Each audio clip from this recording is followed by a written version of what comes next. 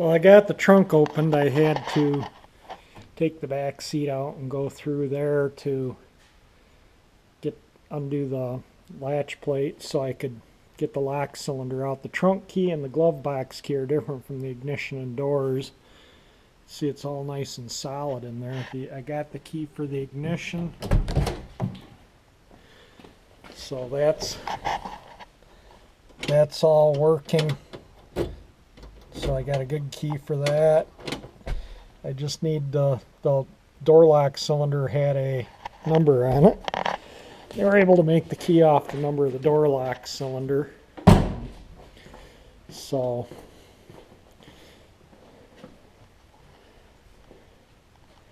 I put a little number on the lock cylinder.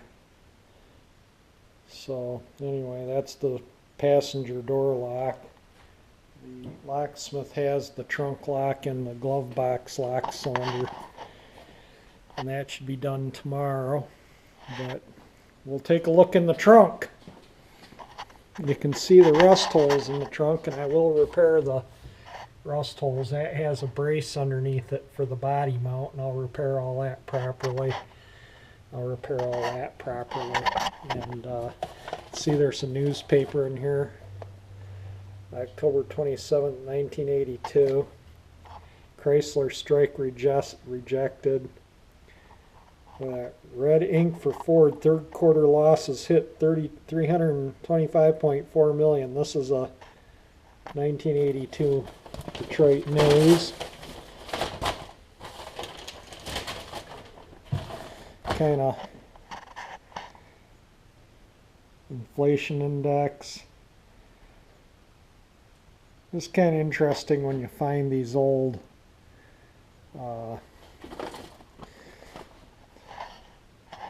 car. Brand new Corvette, 15981 at Buff Whalen Chevrolet. So you get a Cavalier, citation, a Corvette. So yeah, we got a 1982. Looks like the jack is in here. That's the same date. So this paper's all October 27th, 1982 is the date of the newspaper that was in the trunk. It's a nice brush. This is the back panel of the trunk. When I took the back seat out, I had to take this out to get into the trunk. What I did was I just climbed through with a long ratchet and extension, undid these two bolts right here, and the striker plate came off and released from this. And then you take this ear here and bend it over, and a little clip you pull out, and then you can slide the lock cylinder right out of the hole. And off to the locksmith I went with it. Somebody had removed the gas tank long before they towed the car out, because there's the gas tank straps. This is the trunk mat. That trunk mat looks like a brand new trunk mat.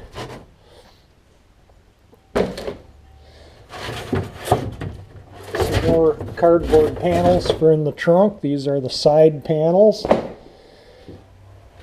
They would go on the sides there where the rust is. They're in really nice shape.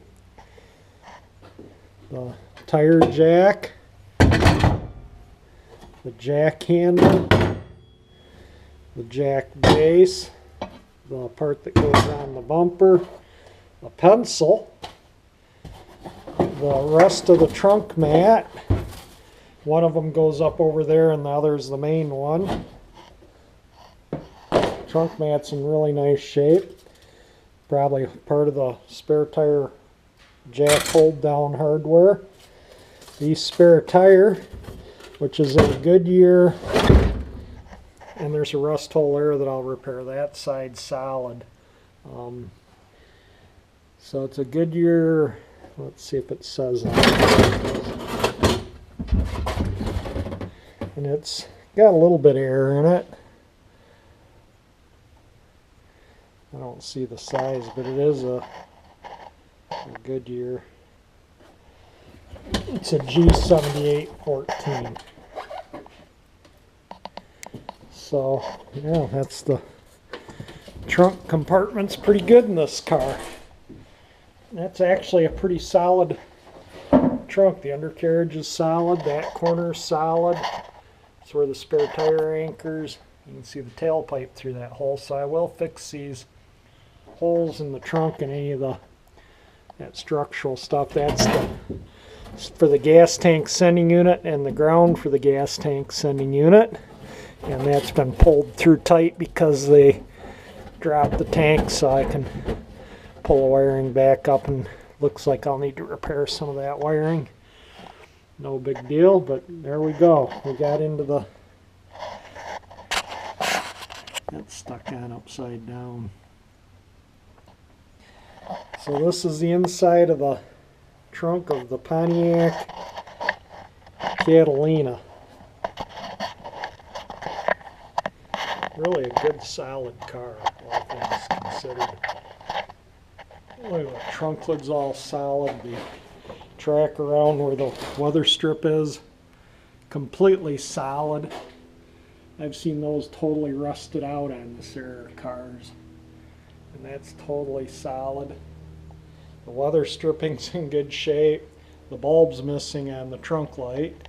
Should ask for a refund, huh? So yeah, we got the trunk up, and there's a coffee can full of goodies. It looks like some bolts, thing of screws, tire jack parts, some strapping, and more parts of the gas tank strap. So hopefully I can get the gas tank. The gas tank's specific to this car, and so is the radiator. Yeah, I've been having a hell of a time with the radiator. Trying to get a radiator is turning into a fiasco. The reason why it's specific to this car is the heater hose attaches to the bottom of the radiator with the lower radiator hose. So the lower hose will go into one, heater hose will go in another, and then you got the automatic transmission cooler lines that go into the cooler. And he says it's got a bucket type tank, and I think that I did some measuring on there.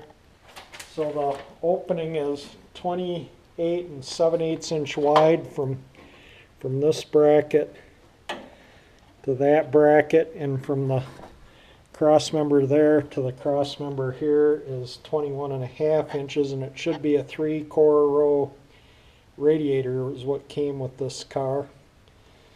This is kind of what it's supposed to look like. This one's sold. It was a used radiator on the internet. So if anyone has any input on a radiator for a 60 Catalina with a 389 engine in it, automatic transmission,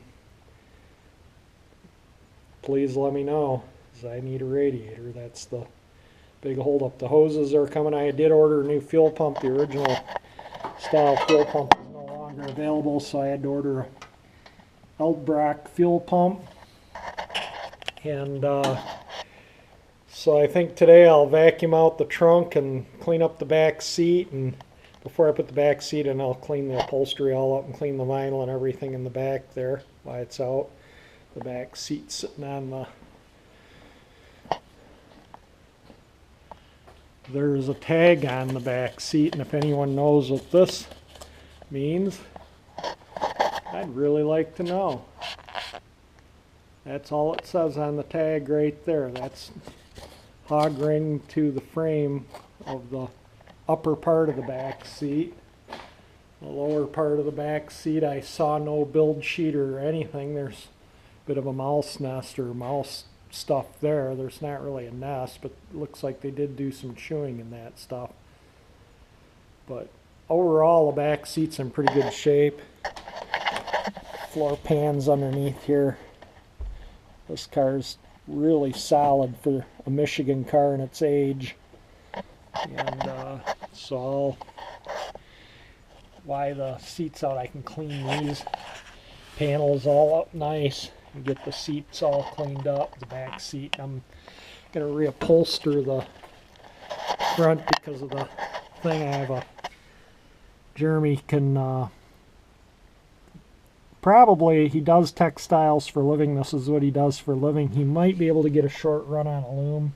He cut a little bit out of the seat there, so he'd have a sample of the fabric, so he could break it down and see about the fabric, and so he's going to try and find this original fabric or try and reproduce it somehow, and the vinyl, we'll deal with that when we get to it. It's just unstitched. We might be able to restitch it. But the bottom of the seat definitely needs reupholstering, so we're going to try and do something with that to reupholster it, because this car is just too clean not to really put a little extra effort into getting the seat fixed. And amazed that that's all there and it's in the condition it's in. So we'll give the trunk a good vacuuming and cleaning out and put the spare tire back in properly, and the locksmith said he'll have the keys made for the trunk lock and the glove box lock tomorrow, so looking forward to getting that all back in. Then we'll have keys for everything.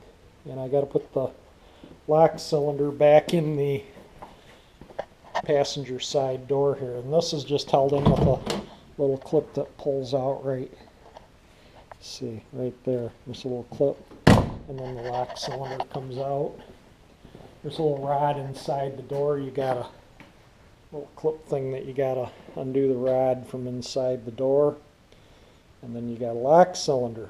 So the key works nicely in that lock cylinder, and just waiting on the oil filters to come in for this thing, and as soon as they're in, I'm going to drain the sump and change the filter and refill it with oil and run the oil pump. So get an engine. I don't really want to run the oil pump with the oil that's in it, even though it looks clean. I do want to drain it out and refill it. There's the trunk all vacuumed out. You can see the rust hole there. That's the left side. This is the right side. That's all solid. That's the rust in the back here. The rest of the trunk is completely solid. This is a easily repairable car. And the wheel wells in there. I just gave it a vacuum out.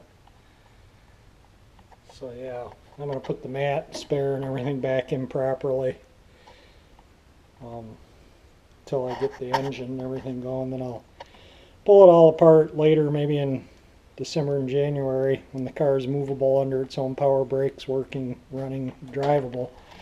I can move it around. I'll tackle a rust there and here, and I may even cut that all out, put new metal panels in there too, and just paint that part. I really hate to do anything to the body because it's in pretty darn nice shape, but I want to make it look presentable and fix it right.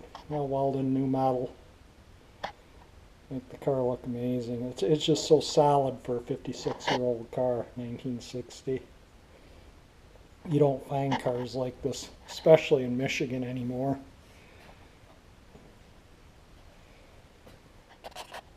This is why the trunk was in good shape. That mat was rolled up, didn't hold the moisture in.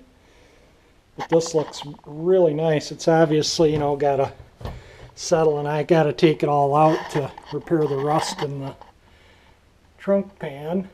But on the corners you saw earlier, but look at that.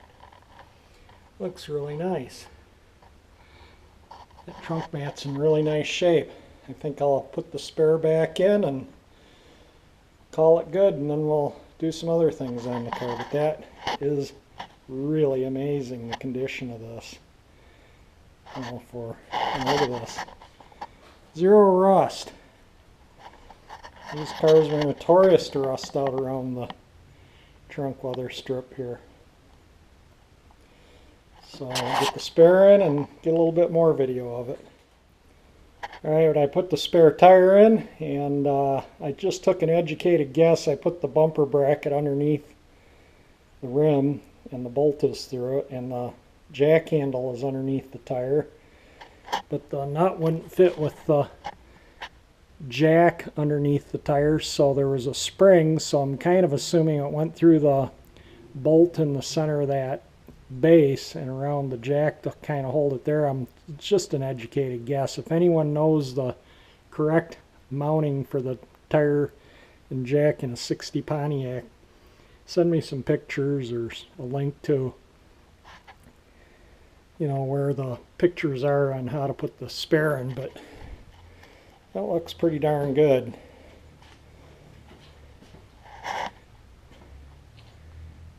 So that's the inside of the trunk of the Catalina.